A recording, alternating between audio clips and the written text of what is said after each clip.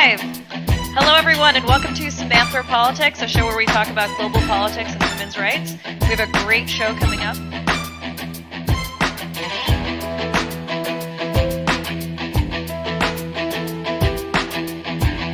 On the military for the genocide against the Rohingya. So as these poor people are being attacked, people are hiding in their offices. You guys saw a guest.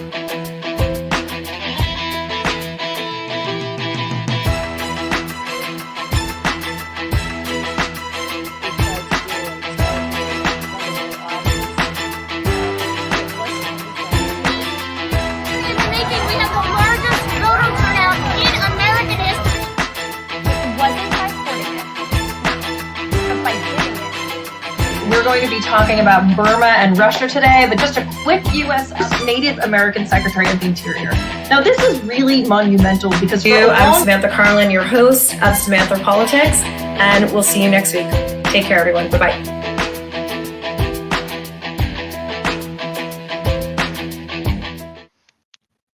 Hi, everyone, and welcome to tonight's episode of Samantha Politics. I'm your source for global politics with a feminist lens. I'm really excited for the show tonight. I have two amazing women sitting backstage. They're going to be joining us.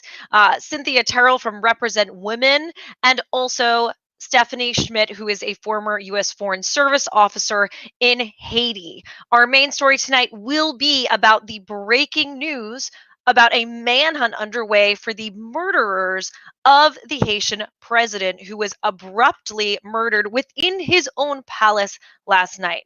That is going to be our main story, so stay tuned. But before that, I want to give you a few global news updates. Firstly, on Chile. On Sunday, Chile's Constitutional Assembly, if you'll remember from our show on Chile, Chile has a historic opportunity to rewrite its constitution with a civilian elected board, shall you say, of half men, half women. It will be the first constitution in history to be written by an equal number of men and women, which is sure to actually put women on equal footing with men, fingers crossed, inshallah. Well, what's even more historic is that they just elected a president of this board that will be redrafting the Constitution. And who did they elect? Elisa Loncon, who is an indigenous woman. My friend, who was also a guest on our show, said today, does anybody realize how historic this moment is in Chile? And it really is incredibly historic. Not only are they redrafting the Constitution, but they have half men, half women, and there's now an indigenous woman in charge of the entire process.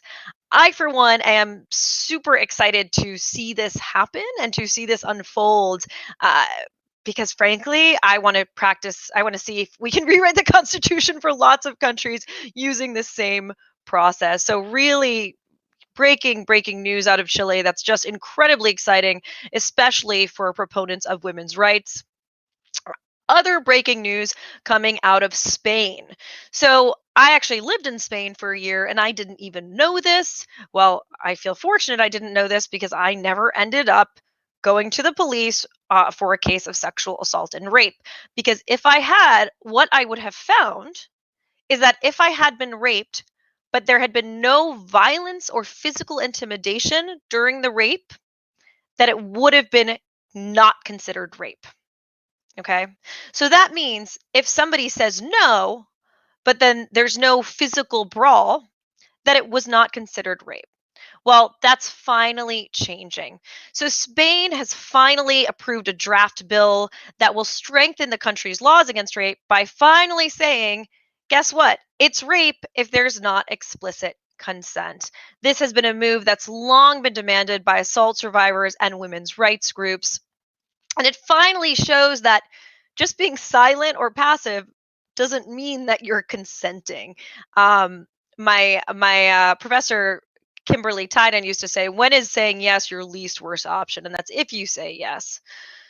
Now, this has been prompted by a gang rape of an 18-year-old woman during the bull running festival in Pamplona. In this case, this is unreal.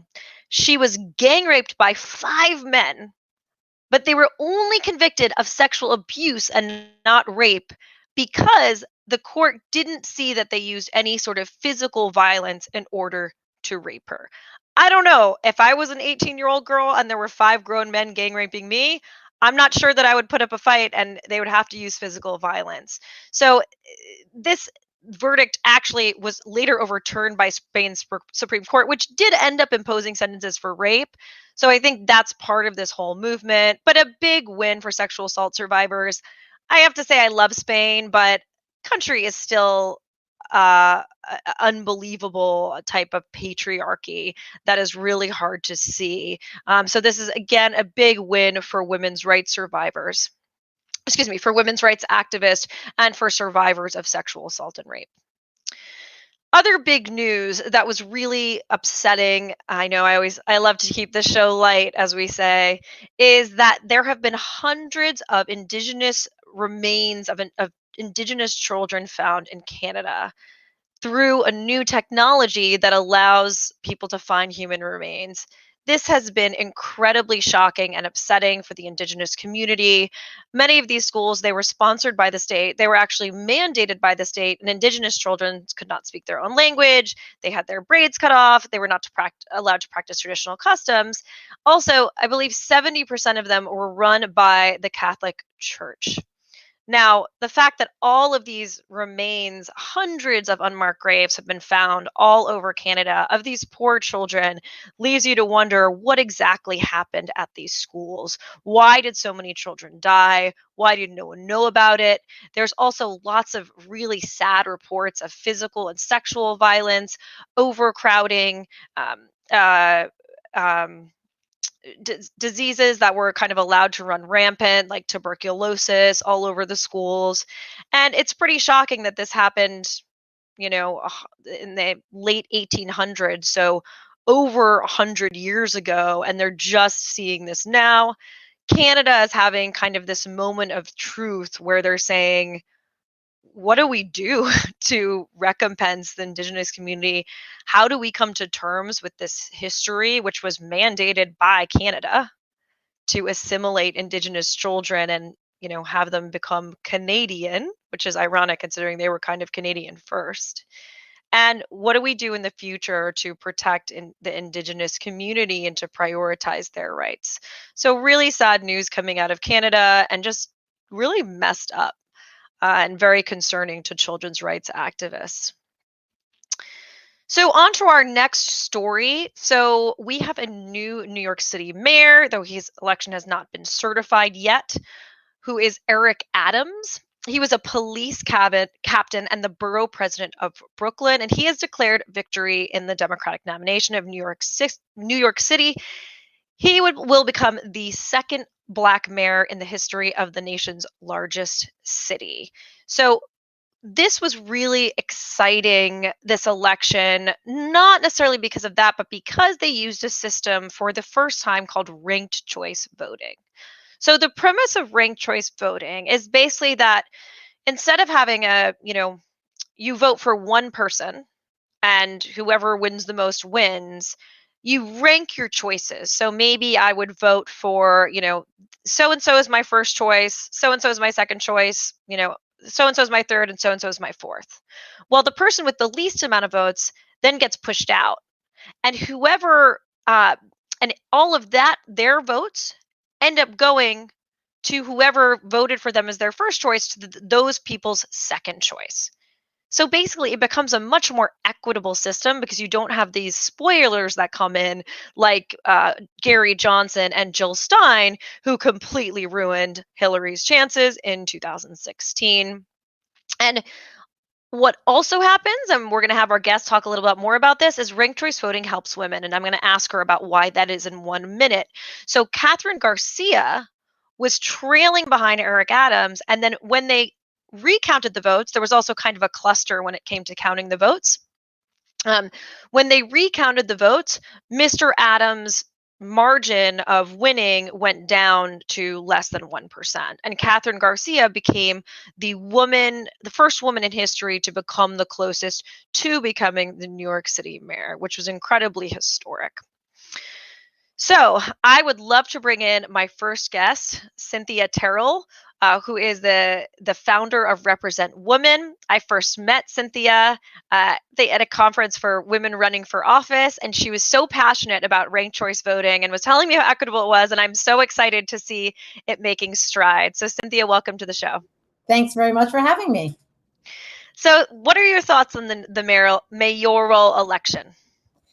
Well, I think it's a great story. It's a great story for democracy in New York City. Highest turnout in a mayoral primary since 1989. That's pretty significant in and of itself. A huge number of candidates ran, in part because of ranked choice voting, and in part because there were so many open seats available that we know as a game changer for women and candidates of color. Super hard to run as a challenger against incumbents, as we see in Congress and state legislatures.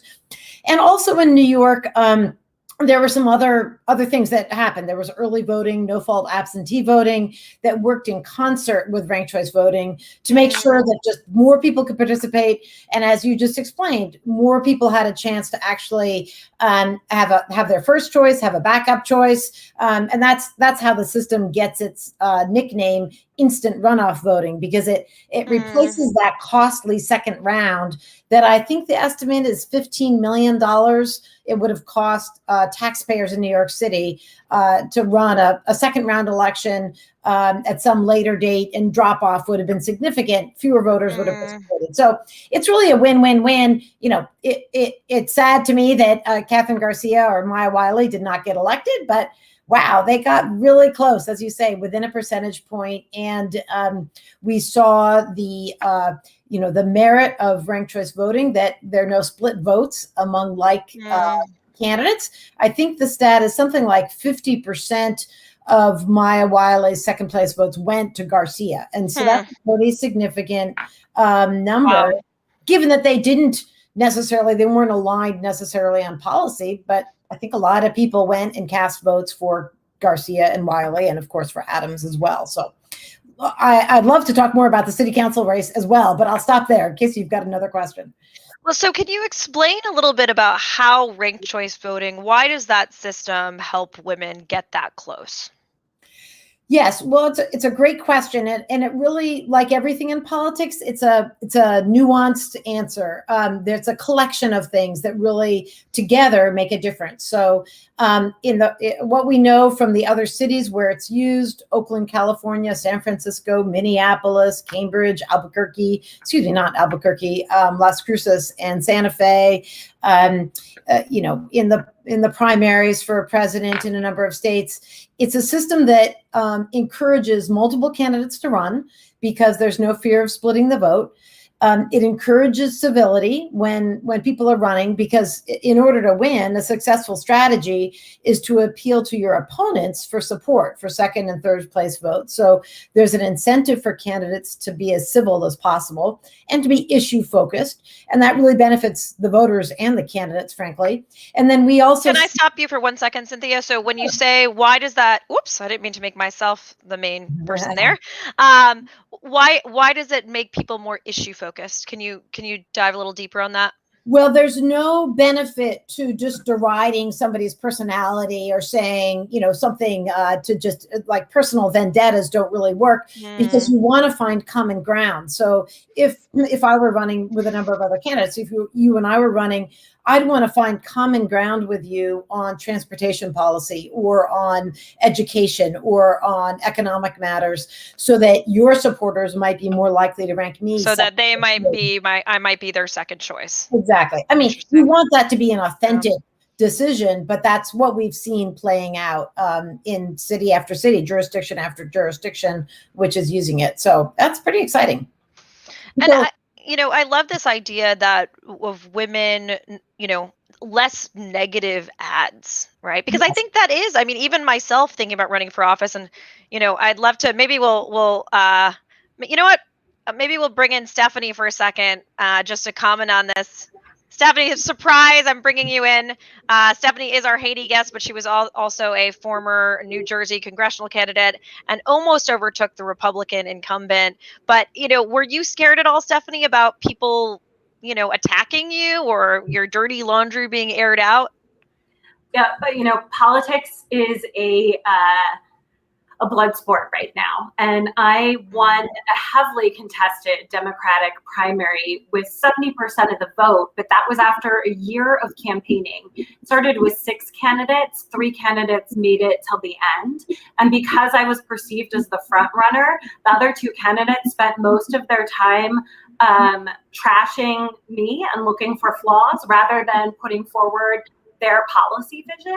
And so I do think that race would have benefited from a more nuanced debate on the issues as Democrats. And I think particularly in primaries, as we saw with the New York mayoral race, voters really got to hear what each candidate was putting forward for the here and now about what their vision was for bringing New York City out of the pandemic and building a better future. And I think that accrues to all of our benefit when it's more policy and less mudslinging.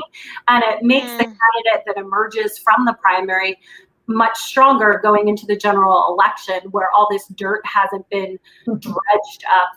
That's interesting. Yeah, that's a really good point. Yeah, so that I'm glad you brought up those points, because not only does the ranked choice voting system, the instant runoff, save taxpayers the $15 million or whatever it is on the runoff in New York City, but it also means that campaigns cost less for candidates, which is great news. Right. Particularly for women, first comers, younger people, lower income people, people of color, et cetera, because they don't. It's the negative advertising and spending money on consultants to, as you just said, rip apart your opponent that takes so much money in this universe. But, attending debates and doing grassroots organizing, those things are more affordable, and those are rewarded in ranked choice voting elections. And thinking about, even I thought about running for office for a congressional seat, and my friend said, "How much do you have saved?" And I said, "Well, I have $80,000 in student loans. Does that count?" And he goes, "This is a swing suite that's probably going to cost you at least $3 million." And it was like April and the elections were September. And I was just like, forget it. This is ridiculous. Yeah. And the harder thing is, especially for federal office, I had to resign my job from a nonprofit where you couldn't run for a partisan political office. And then I spent 2 full years campaigning full time. 7 days a week, 15 hours a day without a paycheck. And so it really limits the number of people that can put themselves forward for office. I had to wait till I was 40, till I had saved money. I had a supportive family that had my back and could help me out with mortgage payments and things like that. And we limit the ability, particularly, as you were saying, Cynthia, of women, of single parents, of young people, of people of color, those who grew up, without socioeconomic advantages from running. And then we limit the diversity of ideas and views that are being put forward. Absolutely. Exactly. Absolutely. Cynthia, can you tell us a little bit about what is the Fair Representation Act? Sure. The Fair Representation Act was first introduced in 2017 by Representative Don Beyer from Northern Virginia. It has some enthusiastic supporters in the House, including my member of Congress and my dear friend Jamie Raskin, who some viewers may remember from just a few months ago on Capitol Hill. And the reason that a number of members of Congress who are in the Problem Solvers Caucus and some of the other caucuses on the Hill are particularly excited and supportive of the Fair Representation Act is that it combines 2 strategies that are proven, that we study, my organization studies, so you can find the data, proven to elect more women. And they include multi-seat districts. 10 states use multi-seat districts right now to elect their state legislatures. I'm in one right now. I'm in a 3-person district in Maryland, and women are roughly twice as likely to get elected. You can imagine, sort of just easy to imagine reasons. Party officials are more likely to support women running when they're running as part of a slate. Voters are more likely to vote for a woman if they can also vote for a man. And it behooves parties, the Republican Party and the Democratic Party, to run gender balanced slates. And so the Fair Representation Act combines multi-state districts with ranked choice voting. And we can get back to New York City for a little bit, but the data on New York City, there are 14 women on the New York City Council out of 51 right now, but 29 women are projected to win seats. And 26 of those 29 are women of color in New York City or after the general. And that aligns with the data that we see around the country, that about 50% of all mayors elected in jurisdictions with ranked choice voting are women, and about 50% of city council members in jurisdictions with ranked choice voting. So that's pretty impressive. That's significantly higher than the norm around the country. So the Fair Representation Act combines those two strategies that we know are working, ranked choice voting in multi-state districts, and makes all districts then would be a combination of those two things if a state is big enough to have 4 or 5 people in the state. Otherwise, you just have a ranked choice voting election, and that's how we would elect members to the House. And so there's where is the bill at? What's going on with it? It's just been introduced. I think because there's so much going on the Hill, it hasn't gotten a lot of attention yet. But everybody can write in or call or email their member of Congress and ask them to support the Fair Representation Act. And I guess I'll just say quickly, it's really the only way to end gerrymandering because the lines no longer matter. When you have a 5-person district, even the cleverest person with the best software can't determine the partisanship of that district. And so, it ends gerrymandering. It reduces polarization as a result. I think we all know why that's important. It enables voters of color in every district to elect multiple candidates of choice and not just the one that's been assigned in that single winner race. And then it would probably increase women's representation by about 40% in the United States House. And the reason that we are so excited about it is that it mimics some of the best practices that we see overseas for getting more women elected to office. And so it's an American form of proportional representation that does all those great things. And one of the best parts about it is that it's simple legislative change. There's nothing constitutional that needs to be amended to get this done. All right. So everyone, did you hear that? If you care about getting more women elected to office and just having less garbage in the political season and actually hearing about issues, call, email your representative and tell them to support the Fair Choice Voting Fair Representation Act. The Fair Representation Act. That's right. So I want to ask you one last question before we move on to our next story, Cynthia.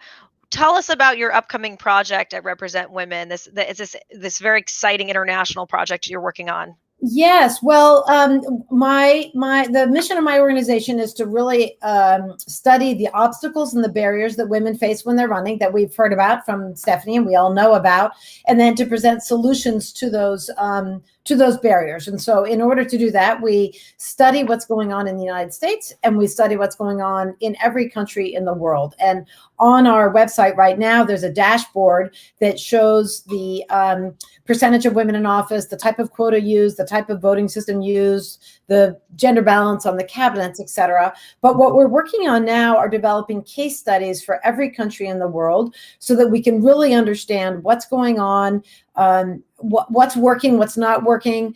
Places like Mexico that have made amazing progress in the last 15, 20 years. They have a proportional representation voting system. They have gender quotas. They have a lot of buy-in. And so we're going to be releasing at some point over the summer, and I'll be sure to let you know when, a whole bunch of these case studies that profile the best practices that are being used around the world. And we've learned now that it's not only useful and I think beneficial for American audiences to understand what's going around the rest of the world, because the U.S. right now ranks 67th for women's representation. 20 years ago, we ranked 46th. And so we've gotten worse. Unbelievable. Yeah. Despite gains in 2018 and 2020 that were impressive, the rest of the world, frankly, is focused on institutional reforms that really address the systemic barriers that women face. So we're super excited about sharing all that information with American audiences. But what I've learned through some programs I'm involved with through the State Department is that people in other countries are really hungry for that information as well. So I've had fellows from Kyrgyzstan and Pakistan, and they've been in India, Nepal, and in various places. And people really want to know how to enforce laws and what's the Mexico success story like. So that's what we want to do. So exciting, Cynthia. And as I was saying before, I was like, Cynthia, I'll work on this. I just want to nerd out and look at all these countries and be like, what are they doing right? What are they doing right? Yeah.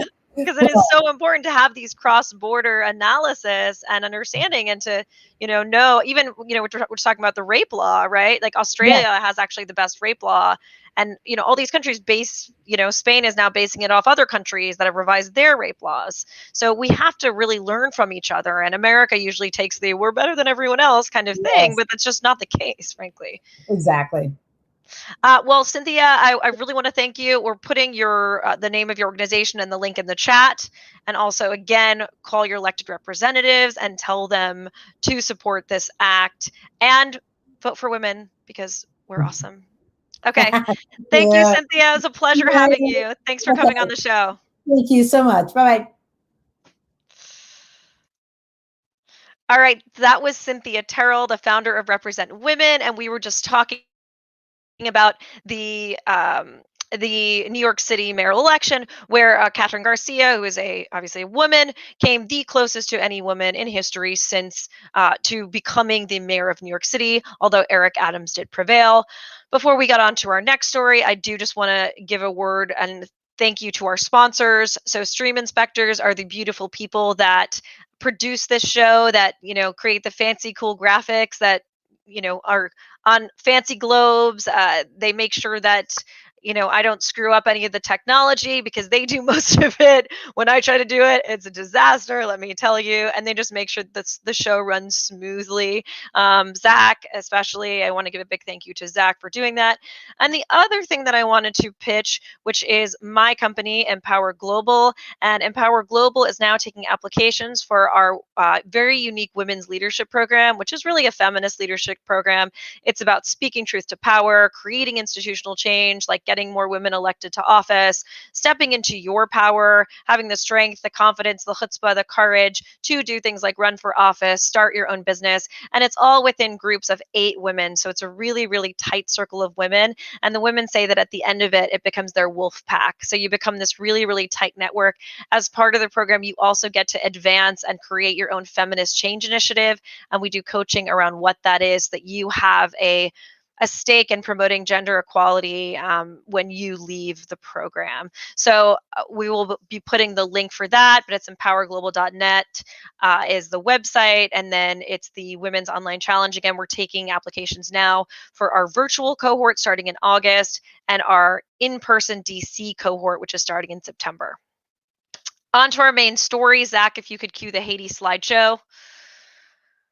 Okay, so this story is just wild. And I'm going to be honest, I woke up at like 6 a.m. and I saw this and I was like, oh my God. So President Jovenel Moïse was assassinated in his own residence on Wednesday night at around 1 in the morning. Even wilder is the mercenaries who killed him spoke Spanish, even though the nation's majority languages are French and Haitian Creole. The other thing that's extremely curious is they posed as DEA, or Drug Enforcement Agency, enforcers in order to get into the palace.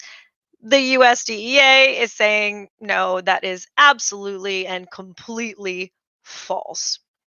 Now, the prime minister, who has now taken over, Claude Joseph, has declared a state of siege. Today has been chaos. Breaking news all day. Security forces have been on a manhunt to try to find and kill or arrest the people responsible for the murder of the president. So as of about an hour ago, they have killed 7 suspected assailants, and they've taken 6 people into custody.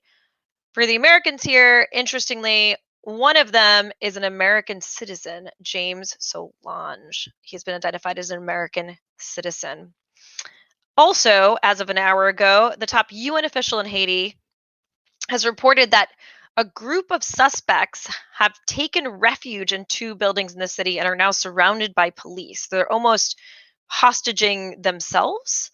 And then there's so much anger about this that there's also angry civilians who have kind of become vigilantes. They've attacked and set on fire cars that they believe to have been belonging to the assailants. They are like arresting people themselves. There's mass protest outside of the police station where some of the suspects are believed to be in custody, and people outside are saying, burn them. Tremendous amount of anger right now. Now, it's still up in the air who exactly these people were. And that's something we're going to talk about with our guest, Stephanie. But what is known is that Moish was not well liked. He has been facing calls to resign and protest movements who called him too autocratic since 2017. Zach, if you could play that video.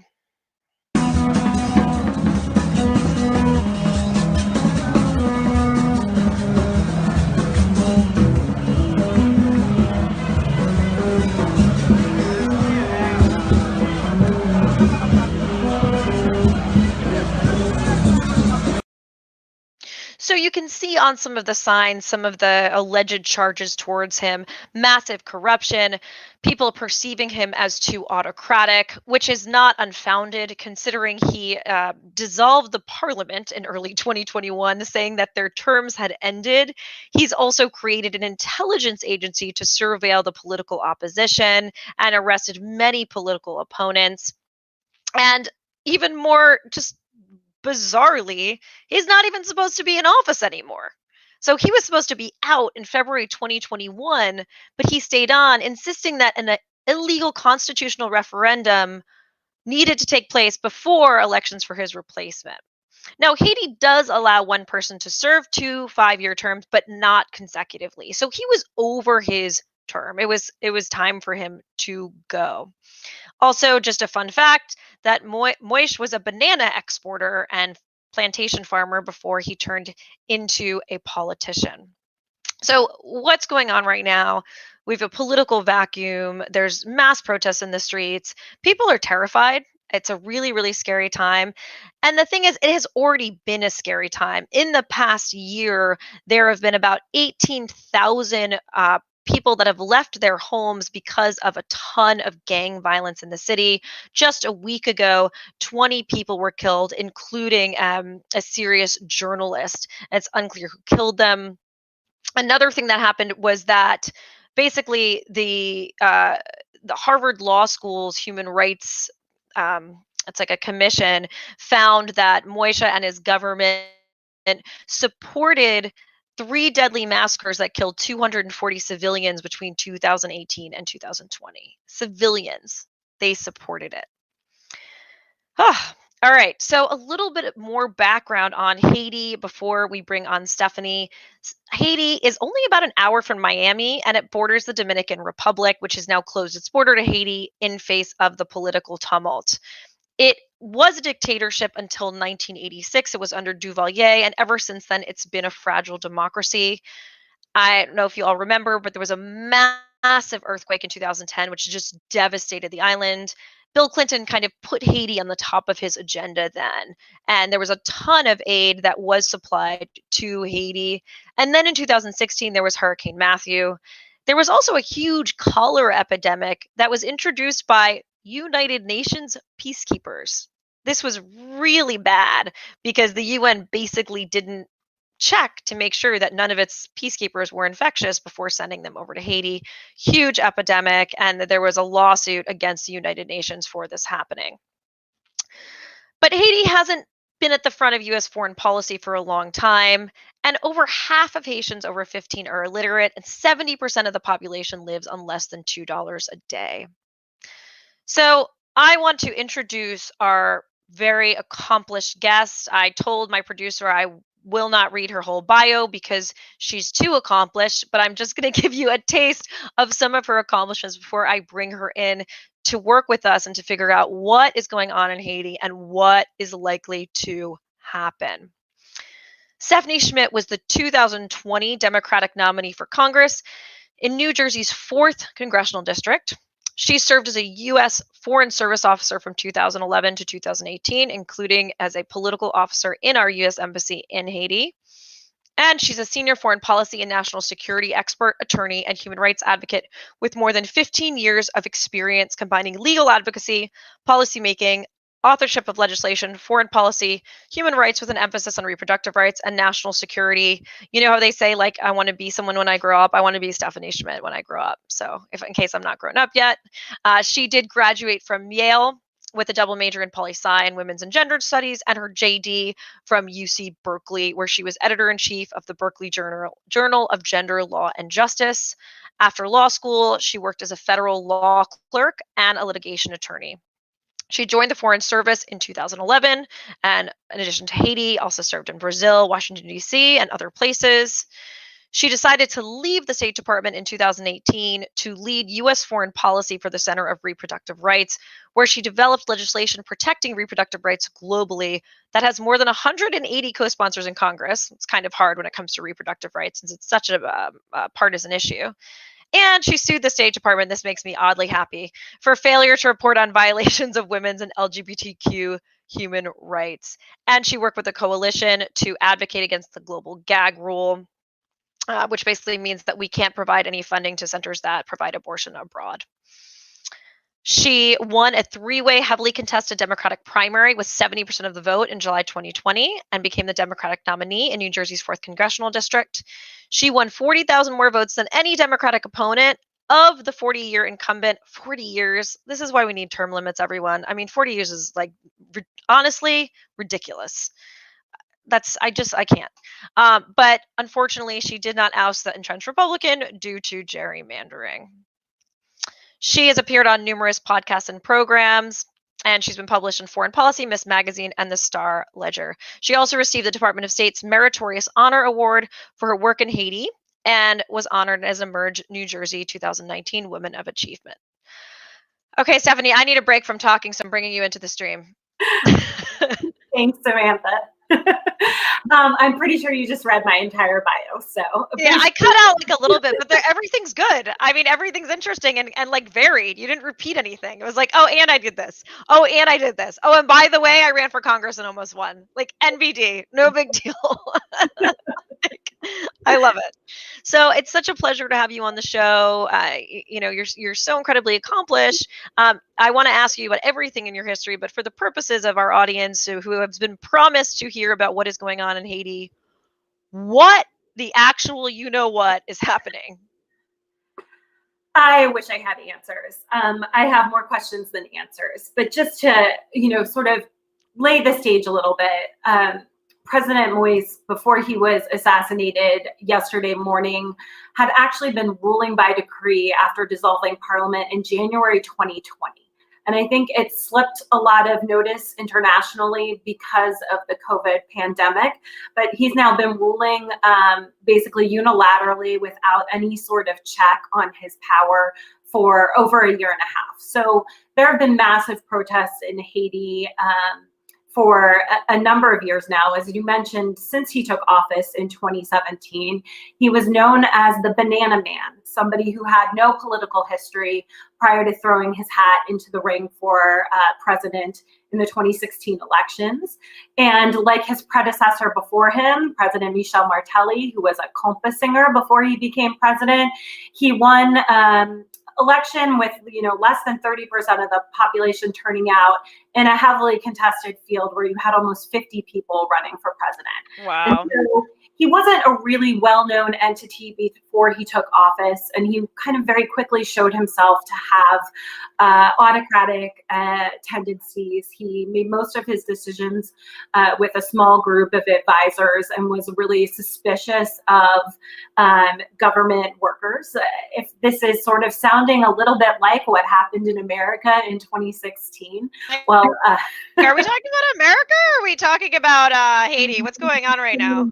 Yeah, and so right now the situation is really fraught because the man who's declared himself to be in charge and entered this order for a state of siege, as you said, for at least the next few weeks, is acting Prime Minister Claude Joseph. But the president had actually fired Prime Minister Joseph and announced that he was going to appoint a very unknown neurosurgeon named Ariel Henry as the new prime minister.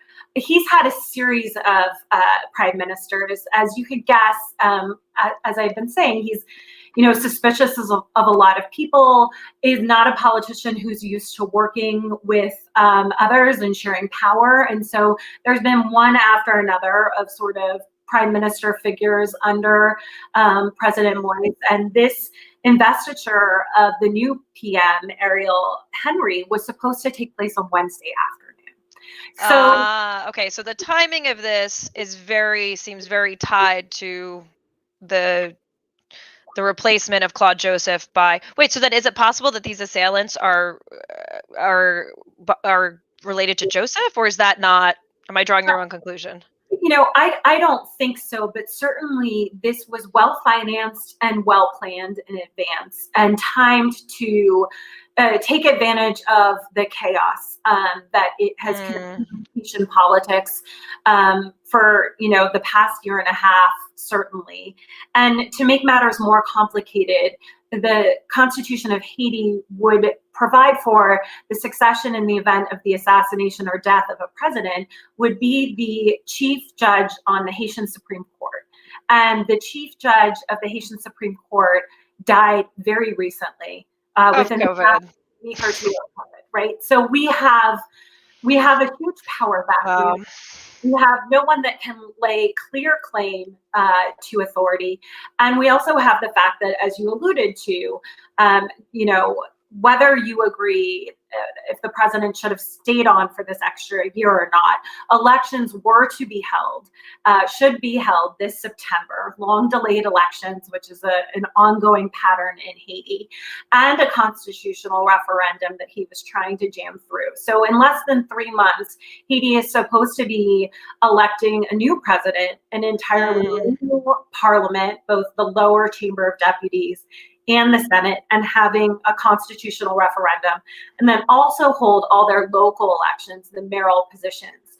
Because what happened was, when these elections weren't held a year and a half ago on time, the terms expired, the president dissolved the parliament, he also got rid of all the mayors whose terms had expired and appointed a number of his cronies into those positions. So it sounds like, Stephanie, just to stop you for 1 second. I mean, it sounds like a lot of the protests against him for being too autocratic, I mean, are pretty legitimate. Absolutely. But the thing is, this isn't new in Haiti.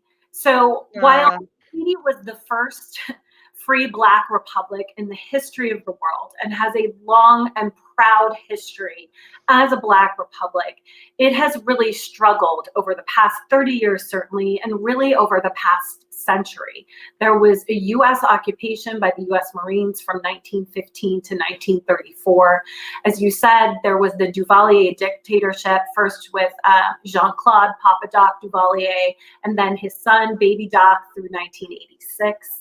The first democratically elected president of Haiti, President Jean-Bertrand Aristide, was actually removed from office in a coup, fled to the United States in 1994. Wow. And a coup by who? The Haitian military? No, opposition forces. I mean, it's always a little unclear in Haiti who is actually acting and the financier behind those actions. And I want to talk about that vis-a-vis the Spanish speaking. Yeah, that was my next question for you. In a bit. So the US actually, under President Clinton, reinstalled President Aristide. And that's when we saw, the start of UN peacekeeping and international involvement in Haiti in the mid-90s. And it's just persisted. In 2004, we established a UN mission that lasted until 2017. And every time there are elections, they tend to be delayed. There tends to be a boatload of violence around those elections, requiring international peacekeeping forces to make sure they're free and fair. And we have, dissolved parliaments, expired terms, caretaker governments. And so when I was serving in Haiti after the earthquake, I was there from 2012 to 2014. The vast majority of my job was working to help put together an international coalition to help Haiti hold elections that had been delayed for over 2 years. And so, a lot of Haiti watchers and observers will say that it's been one catastrophe after another for several decades, exacerbated by environmental disasters like the earthquake, like hurricanes that happened in 2008, 2016. We are just at the start of a really active hurricane season, and I'm deeply concerned that that is going to exacerbate a situation where we see spiraling inflation, spiking COVID cases with no vaccines on this island, a food and fuel security crisis, and a population that is, across the spectrum, very upset about the assassination of the president in his home. Well, why are they so upset if so many people didn't like him? I think it's a sovereignty issue, right? So in a national because they know it was international actors, that it wasn't Haitians that killed him. Is that what you mean by sovereignty in that respect? I've been seeing from a lot of people, a lot of Haitian Americans and folks I talk to who are now based in Miami because of the violence, that this is sort of demonstrating how much the security situation in Haiti has devolved over the past year and a half. That you can have a sitting democratically elected president protected by the Haitian police, the presidential guard, the Haitian military, assassinated in his own home. He was It's just shocking. 12 times in the head. This was a cold-blooded act. His wife is in critical condition. Right, and it was by heavy caliber weapons. Yes. And obviously, so what we've seen, in addition to the DEA comments and the remarks that people were speaking Spanish and English, and as you said, a country where the native languages are French and Creole, and then descriptions from the police and high-ranking officials who have participated in these arrests, is that these folks are being described as foreign mercenaries. And likely the funding for this mission and the power dynamics at play here, obviously there's complicity in Haiti. You're not going to get into the country as a foreign mercenary and to the president's residence and through security if there isn't without somebody cooperating with you. Right. Yeah, I was thinking that today. But we need an international investigation, as former Prime Minister Laurent Lemaitre called for today on CNN, in order to understand who the financiers are, who the actors are. My experience working the parliament, political parties, and election portfolio in Haiti is that a lot of money flows into Haitian elections from outside the country, including from the Dominican Republic. And it's going to take a lot of unraveling to figure out who benefits the most from this chaos and what their end goal is. It's like out of a spy novel. It's like unraveling as we speak. Like, who are the killers? Like, was it in the study with the knife? Like, what was it? Was it Colonel Sanders or whatever it is? So are you saying that you think that there is some sort of possibility that the reason they spoke Spanish was because they're linked to the government of the Dominican Republic?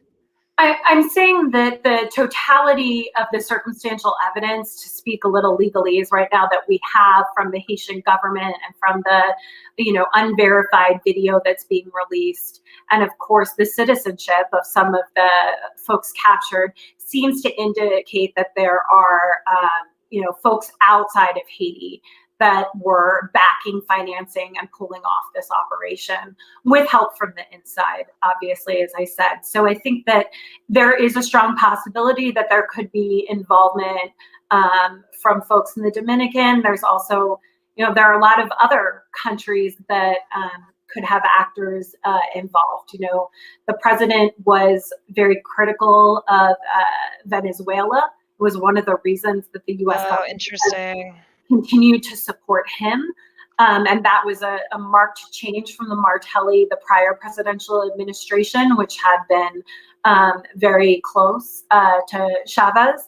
And so there are all these layers that are going to have to be unraveled. And what's devastating to me is that the Haitian people deserve so much better. And they are constantly caught up in these forces of corruption and violence that serve nobody's best interests amongst the broader population. And we now know there's no way these elections can take place.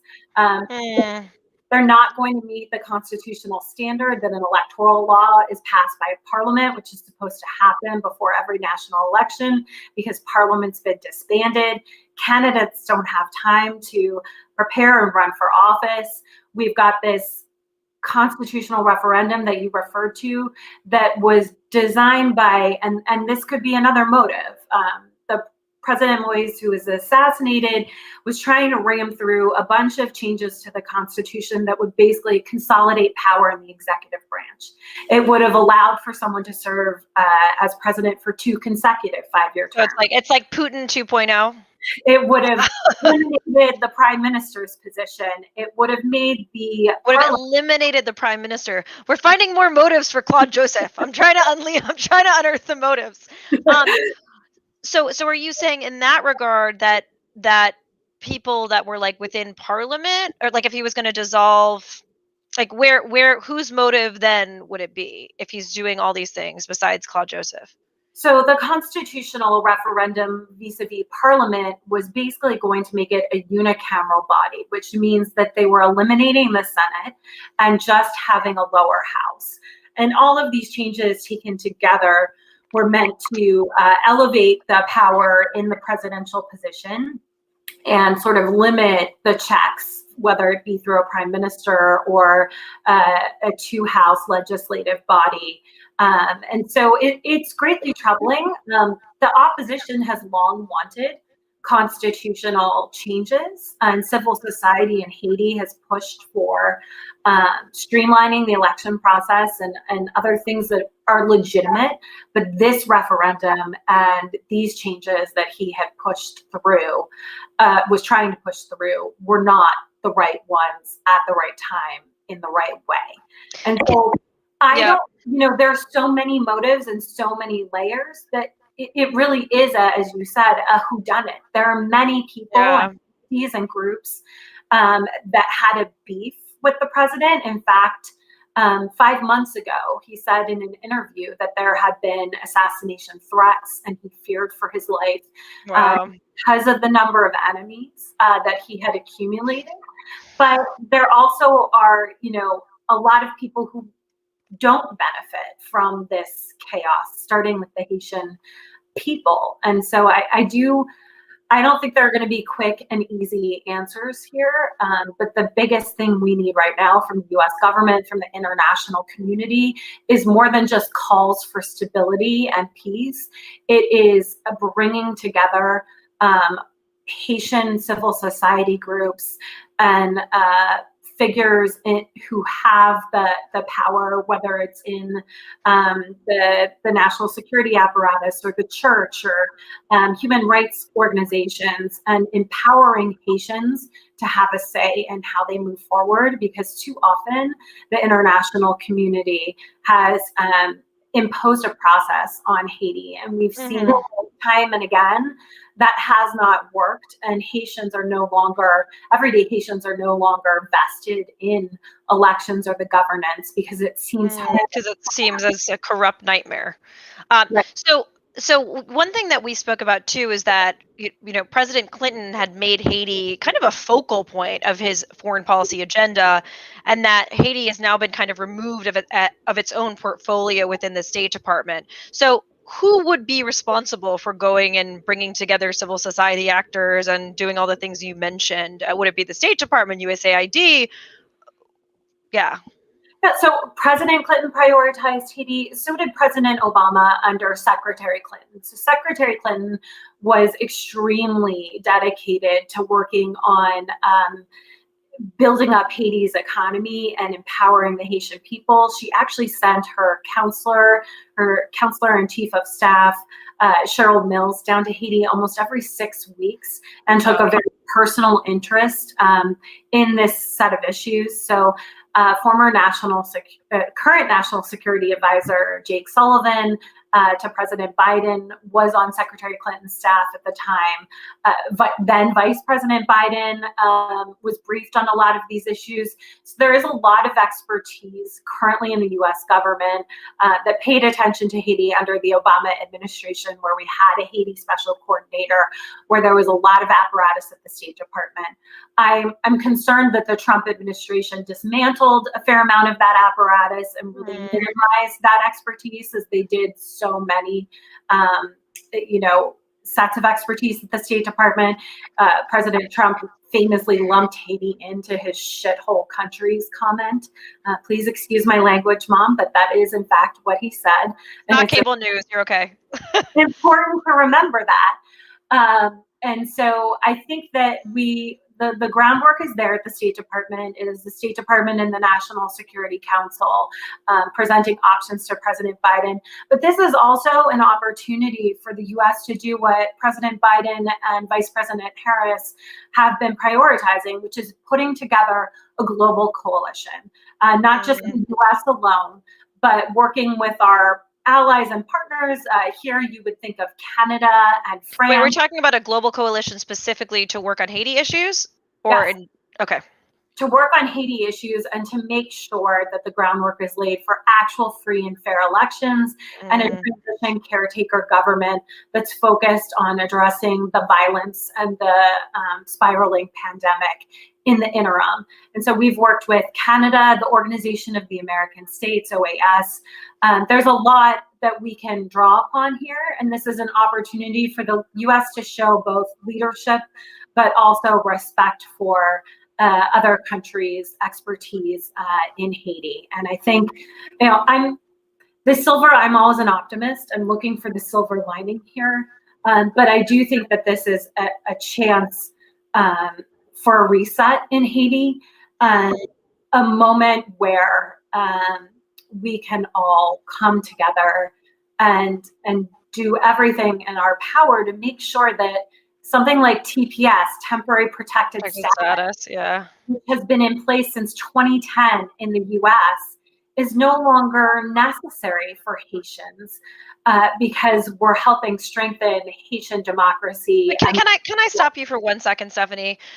Yep. So, we have been pouring money into Haiti, and so has the international community, frankly, for over a decade.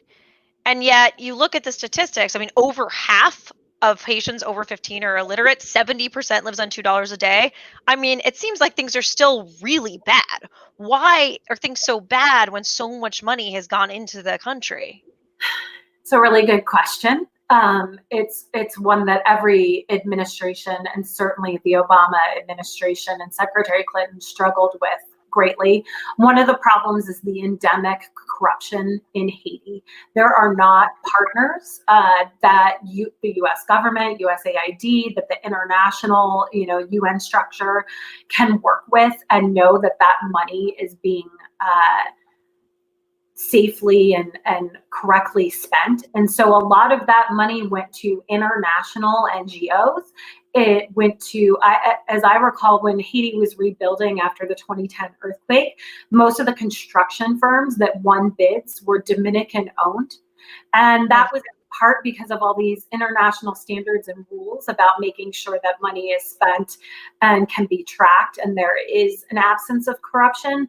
But then we've created a situation where Haitians are not in control of or vested in the rebuilding of their own country and their government. And so we need to be able to solve this problem. And I think that we have to really start from the ground up to build those partnerships and help build up those civil society organizations by putting the money toward rule of law, and training in the judiciary, where a lot of that money was going, to make sure that we can eliminate corruption and get Haiti to a point where that money can be directed to Haitian organizations and the Haitian government. And of course, the earthquake exacerbated this greatly, because in 2010, 250,000 Haitians died. Wow. 19 of 20 government ministries collapsed, toppled, much like... Which is exactly what you need when you have a natural disaster. So we're talking about tens of thousands of civil servants in Haiti dying, an entire infrastructure being eliminated. If folks can just think about what we've seen in the tragedy in Surfside, Florida, with possibly 140 people dying, Now picture 250,000 people and every single government ministry but one gone. And then you see what, in some ways I am in awe that the Haitian people are still standing. They're some of the most joyful, hopeful folks that I've ever met in my life, with such a vibrant culture, beautiful, rich art and food and music and vibrancy. And they have certainly been dealt a hand that would lay most people and most nations low. So there is a lot of resiliency within the Haitian community. So much. We could learn a lot from everyday Haitians. Just looking at we've got this artwork. I love it. So beautiful. Where is that supposed to depict? So these are both Haitian scenes. There's a boat scene up on the top and a port, and then we've got a landscape here. And I just am in awe of the art. Beautiful. It's amazing. And so there is, I draw my hope from that, right? There are hundreds of thousands of people living on this island who subsist on nothing, who, live on faith. And they deserve an opportunity to live in a true democracy with free and fair elections, and leaders who are not corrupt. And so I think I'm gonna stop you for 1 second, Stephanie. Yeah. I just wanted to reflect that it is, when there's massive corruption, smart young people don't want to run for office. They don't want to serve in government. I mean, when I was in Bosnia, I did a workshop for young Bosnians, and they're probably age, I would say, like maybe 16 to 30. And I basically said, how many of you, there's probably 30 of them. I said, how many of you think you could make a change in Bosnia? And Bosnia is a total mess. It's very, very, very corrupt. 20 of them raised their hands, said they could make a change in Bosnia. How many of you are planning to leave Bosnia the next 5 years to find better opportunities? 18 of the 20 raised their hands. So it means there's 2 kids left that are going to try to do something.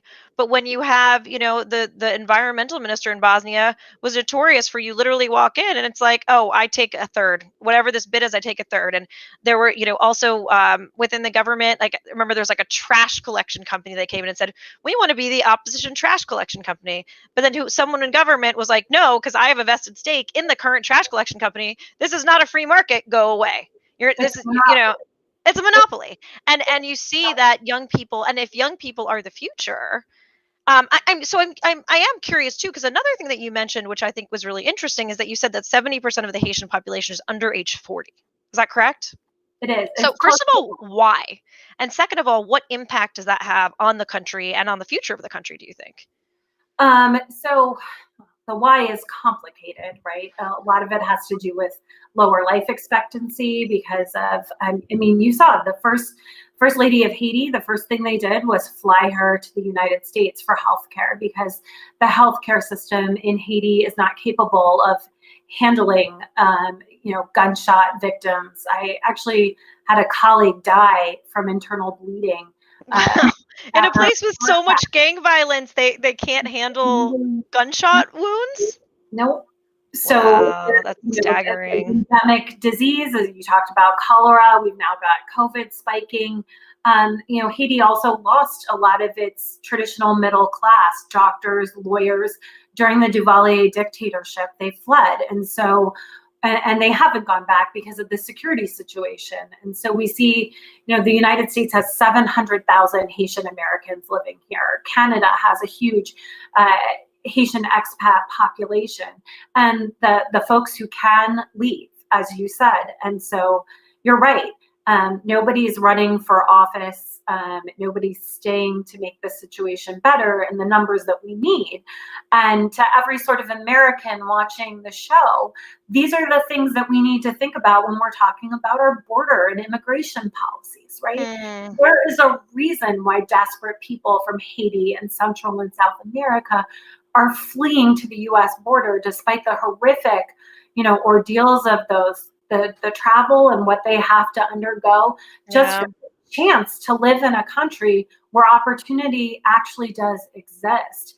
And so I've long believed, and I know that the Biden-Harris administration is working on this, that the best way to sort of ensure that migration and immigration is stemmed at the border and illegal crossings. It's to help, to help those countries to achieve political stability and have opportunities for citizens. And those are long-term investments that are not going to be, the fruit of that labor is not going to be seen in 2 or 4 years. Right. It's not like sticking in a well.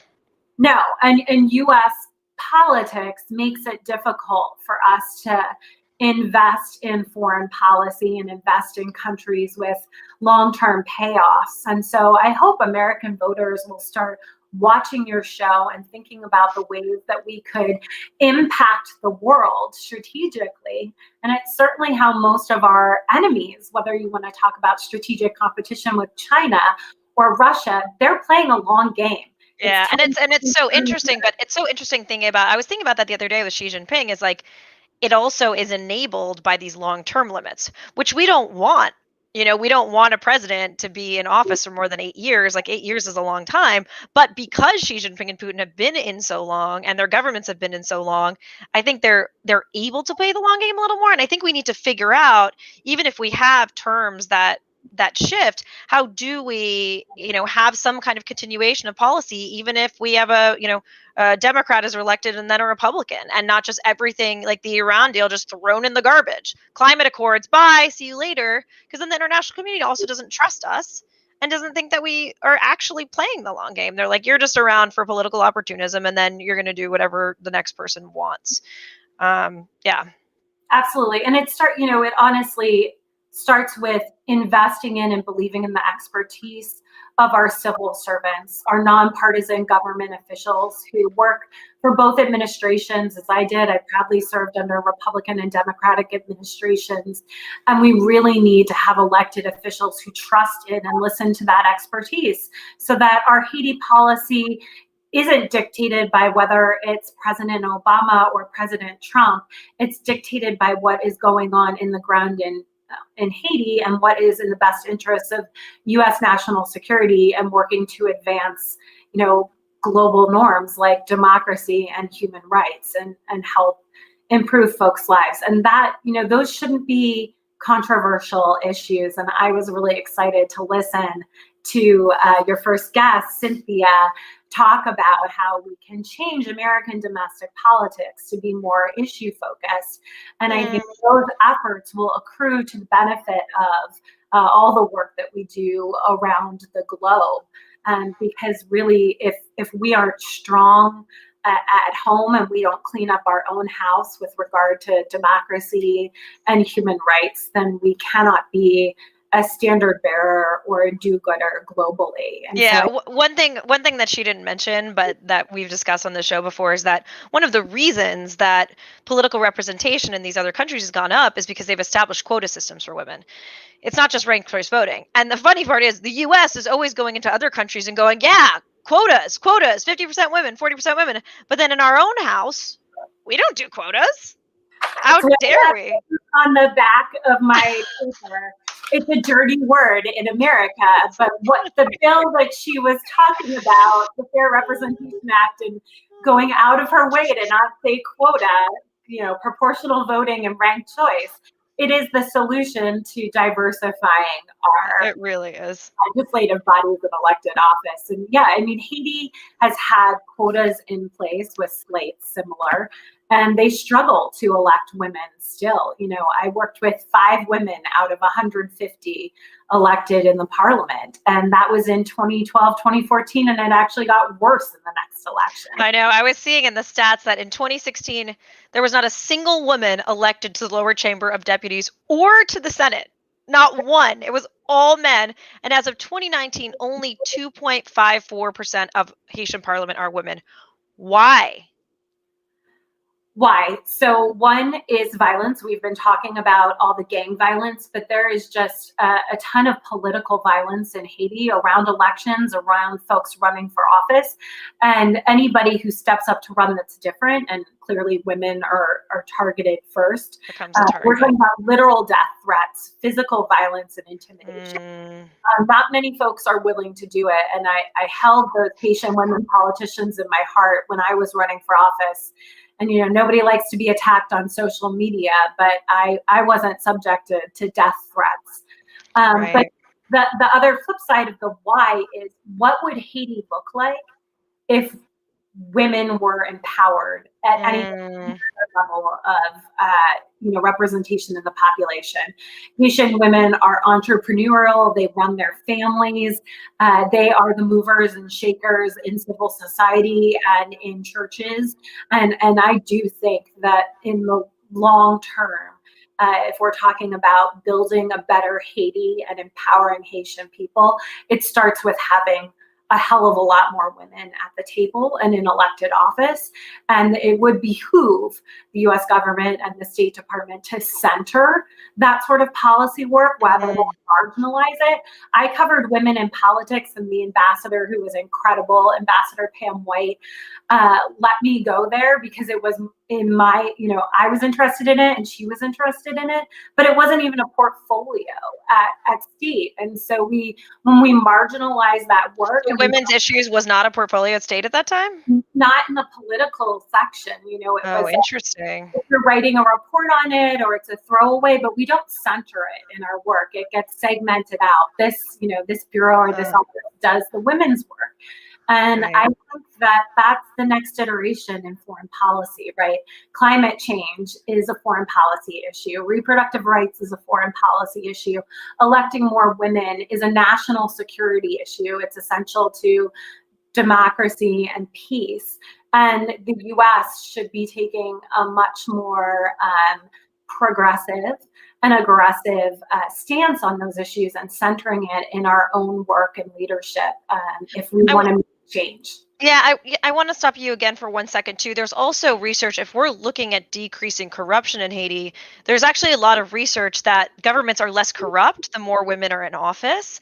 And it's interesting, there's a couple hypotheses about it. One is kind of funny, that there's less corruption because women aren't like invited into the backdoor corruption tables. They're not on the invite list.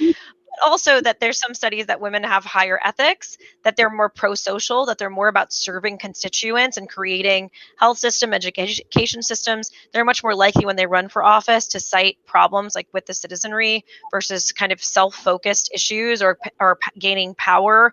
And this is based on all different, I think King's College came out with a really good political report looking at women legislators and how they're more pro-social and more ethical, and it reduces corruption. So if we are looking at corruption, like you're saying, centering women would be a really good route, because I think they genuinely, and again, you can't say this about every woman, but that there is this pro-social nature because they're the mothers, the caretakers of the community. And they want to see a better future for Haiti and for their children. And not that men don't, but there's just something about women civil society actors that it's just like, they're just awesome. Yep, absolutely. I think every reason you cited has some truth behind it, and it's not just internationally, it's domestically as well. And so I'm really excited to see the work that you're doing, the work that Cynthia is doing, to sort of, my passion has always been about empowering women and girls globally and focusing on their human rights, because I think that is the best way to get to better democracies, more peaceful societies. And you have to have a lot of male allies willing to cede power and center women and people of color and folks that don't look like them, both domestically and globally. And I think that that's where we're moving. And I think this moment in Haiti, this moment globally with the pandemic, does give us all a chance to reset, to shift, re-envision what people look like and what the agenda setting is. Yeah, I agree. You also won an award for your work on women's political empowerment in Haiti. What were you doing? Yeah, so the ambassador and I with her blessing, put together a group of civil society leaders, of small business owners, of female politicians, who were all interested in having a safe space to convene and have monthly conversations about how they could work together, how the US government could help and empower them, whether it was running for office or pushing through a specific piece of legislation that was aimed at furthering economic development for women or, furthering civil society investments. And we did that over a 2-year period.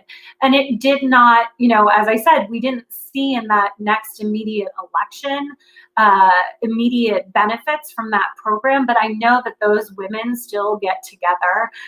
We did a ton of amazing activities, including with the Thunderbird School of Management in Arizona and Goldman Sachs, who partnered together to help give laptops to women in Haiti working in small businesses and empower them. There are just so many great things that we can do on the ground with civil society and private sector partnerships.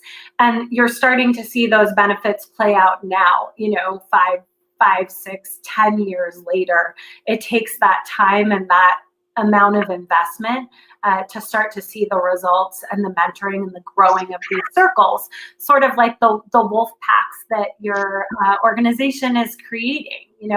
Maybe you'll see an immediate impact, but maybe that change, that connection doesn't come into play until 5 or 10 years down the line. But those relationships and that empowerment is critical to both personal and societal success and growth. So. Yeah, it is. Well, I would like to end on a hopeful note, but I have one more question that's not so hopeful. I'm curious, just to go back to Moisha, that this report by Harvard Law School's International Human Rights Clinic that said that the Haitian government supported 3 deadly massacres that killed 240 civilians between 2018 and 2020. Moisha's government said it was gang infighting, but evidence is pointing to the contrary. Was the president utilizing gangs to suppress dissent? Why was the Haitian government involved in killing civilians? Yeah, so there's a lot of speculation about who controls what gangs, and there are a number of warring gangs. It's clear that there are former police officers, Haitian national police officers, who now are in control of and members of some of the most prominent gangs in Port-au-Prince. This is also a country where there was no military until President Moïse's term. So Haiti did not have a standing military when I was there. It was just the Haitian National Police. Mm-hmm. That is the only national security institution that is supported by U.S. government funding. The international community and the U.S. in particular were against the establishment of a Haitian armed forces. And so gangs had greater power when there wasn't a military and have accumulated that. But now we see sort of warring factions, right, amongst the gangs, amongst the armed forces, amongst the national police. We know that there's been complicity in kidnappings with the police and certain gangs. I saw that when I was in Haiti. So there's a lot of kind of like we were saying, we don't know who's behind the assassination, who funded it, who carried it out, and who stands to benefit. That holds true for a lot of other things, whether you want to talk about this gang violence, the massacres, the kidnappings. There are alliances behind the scenes that would make your head spin. And it's all very backroom, cloak and dagger, can change the turn of a dime. And what about though? I mean, so one of the reasons that we wouldn't support, well, not that we haven't done this, but there's this fear of a proxy war. Like if there is, say, the DR is supporting this, or Venezuela, wouldn't they be scared of kind of provoking Haiti's allies, like the U.S., into some kind of proxy war? Because we wouldn't. I mean, as soon as we figure out who is behind this, we're going after that country in some way. Like, is there not that fear? Yeah, so I don't think we're talking about state actors here. Okay. The DEA agents, that was a ruse.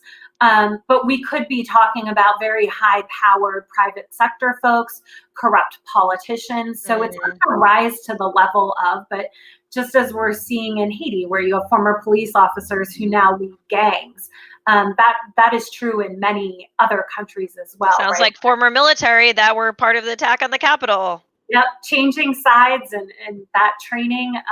So we'll see. It could be business interests that financed the president, and he didn't come through. It could be pissing off the wrong gang. He had so many enemies for so many reasons that I think there's going to be a long list of suspects, and it's going to be difficult to figure out. I think they need to trace the money, they need to trace the weapons, and they need to trace the travel, which is why I was glad to see it taken so many people into custody, because initially it sounded like the police had killed a number of the assassins, which obviously makes it harder to question and interrogate those who committed the crime, to sort of find out who's pulling the strings behind the scenes. It also seemed a little counterintuitive that some of the vigilantes were burning the cars of the assassins, which essentially gets rid of evidence that the police might need. I didn't really get that. A major hallmark of protests in Haiti is burning tires and burning cars. So this is, I wasn't surprised by that. And there is a real vigilante, surround the police station, lynch the perpetrator mentality, fueled by some of that gang violence and the poverty and corruption and unrest, where folks have seen that justice is not served by the judiciary. And so you're seeing that at play now too, which is why we need to, I think former Prime Minister Laurent Lamothe was correct in calling for an internationally backed and led investigation and prosecution to make sure that justice is done and to reinforce the rule of law, while working in concert with Haitian officials and the Haiti judiciary. Make this a model of how the rule of law should function. Well, Stephanie, what an amazing interview. So much. I learned so much. I'm sure that everybody out there also learned a ton from Stephanie. And I mean, this situation just sounds so complicated. And I think, as the story continues to unravel, we'll update you on the Samantha Politics Facebook page about what's going on, or maybe do another little tidbit as the situation continues to unravel. You can follow Stephanie. What's your Twitter tag, Steph? At Steph L. Schmid. STEPHL Schmid. So you can follow Steph on Twitter as well, where she'll be updating. I'll be updating on my Twitter. Stephanie, I want to thank you so much for your service to our country and for coming on the show. Thank you so much. It was a pleasure, Samantha. Thank you for highlighting these issues and putting together such a great program. Thank you. I appreciate it. Take care, Steph. Good night. Well, that was Stephanie Schmid, who was a foreign service officer in Haiti.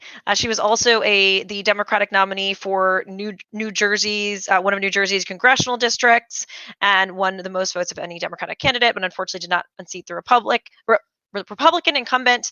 A couple of things that she was saying with regards to Haiti that I think are really smart is, if we want to figure out, quote unquote, who done it, trace the money, trace the weapons, trace the travel. And that the key is not to kill all these people that you think are suspect, because then you can't get any information, but to take them into custody, to question them, and to form some sort of international coalition that can help promote rule of law there, and figure out and launch an international investigation into what happened. And then also to center women in the rebuilding, to center civil society organizations. Obviously, the aid that we've been providing to Haiti hasn't really worked that well at stabilizing the country. So we really need to relook at how we're providing aid, who we're supporting, and clearly supporting the Haitian government, which just is going like this all over the place. Kind of reminds me of our tactic in Afghanistan, which is support a centralized government that had no support of the people, versus supporting more civil society actors that have legitimacy of the people. So again, that was Stephanie Schmid. So excited that she came on the show and to hear more about her perspective on Haiti. So that's it for tonight's episode of Samantha Politics. I just want to give a quick thank you again to our sponsors, Stream Inspectors, who create all these lovely graphics and make sure I don't screw anything up on a technical level and produce the show. They are the leaders in live stream production. And then my company, Empower Global. We do diversity and inclusion training for global companies with a cross-cultural lens. Obviously, you can tell that I like learning about other countries and other cultures. And we are also hosting a Women's Leadership Challenge. So if you want to be a woman like Stephanie or like Cynthia, who is just doing amazing things with regards to women's rights. I'm telling you right now, you need to apply for this program. Women have literally said it has changed their lives, and it has given them the fuel that they need to pursue change, whether it's within their organization or on the outside. And again, we posted that link. There's only 4 spots left right now for our virtual cohort starting in August. And I think there's 6 spots left for our September cohort, which will be in person in Washington, D.C., which I'm really excited about. So definitely apply if that's something you're interested in doing. Also, we now have a Patreon. If you liked the show, if you learned anything, we really appreciate your support. Production is expensive. Essentially, this has kind of been a pro bono endeavor by both myself and Zach. And if you want to see more programming like this, we do need the support. You can go to our Patreon, which is also posted in the comments. I think it's patreon.com/SamanthaPolitics1. And if you liked this episode, if you thought it was useful, if you want other people to kind of be sleuths in the investigation of whodunit in Haiti, you can share this episode on your Facebook page. We also have a YouTube page. You can please like our show on Facebook. That helps us to get sponsors as well. Comment, and I think that covers it. So I just want to thank you so much for listening in and for joining us tonight. A really rich program, and to thank our special guests, Cynthia and Stephanie. And that's it tonight for Samantha Politics. I'll see everyone next week. Good night.